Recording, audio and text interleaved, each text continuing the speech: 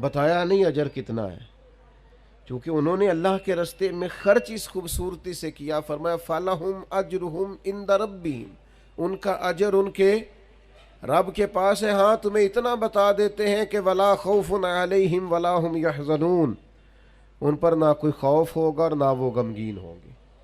یہ ایک اجر تمہیں بتا دیتے ہیں. باقی فَلَهُمْ أَجْرُهُمْ عِنْدَ رَبِّهِمْ، ان کا اجر ان کے رب کے پاس ہے، نہ وہ انہیں کوئی خوف ہوگا نہ وہ غمگین ہوں گے. حضرت علی المرتضیٰ سابقون الاولون میں سے ہیں.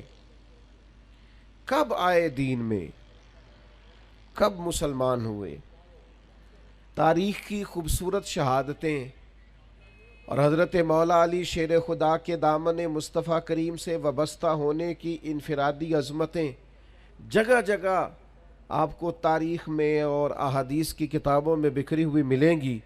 بس ترمذی شریف سے ایک حوالہ پیش کرتا ہوں. حضرت انس بن مالک رضی اللہ تعالیٰ عنہ، جنہوں نے 10 سال حضور کے کاشانہ نور پر خدمت کی ہے، وہ فرماتے ہیں کہ پیر والے دن نبی پاک نے اعلان نبوت کیا اور منگل والے دن حضرت علی نے ان کے ساتھ نماز پڑھی. او کن فیکون تے کل دی گل ہے. پیر والے دن حضور نے اعلان کیا، یعنی یوں لگ رہا ہے کہ بس وہ اعلان کا انتظار کر رہے تھے.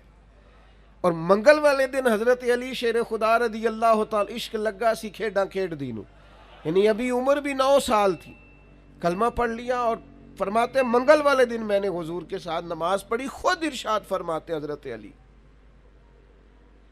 مسند امام احمد بن حنبل میں موجود ہے، خود فرماتے ہیں، ناز سے فرماتے ہیں.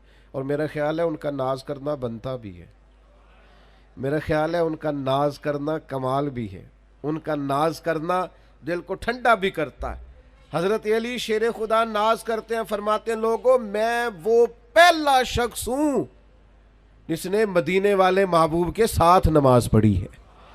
میں نے حضور کے ساتھ نماز ادا کی ہے، محبوب کے پیچھے میں نے حضور کے پیچھے نماز پڑھی ہے. نماز پڑھا کہ میں تے ول ویکھا، مینوں تے کعبہ ہی بھول گیا آئی، بھول گئیاں نہیں سب سوم صلاتاں، ایک کو یار دا فکر پہ آئی. نماز پڑھی ہے پر پڑھی مدینے والے محبوب کے ساتھ ہے.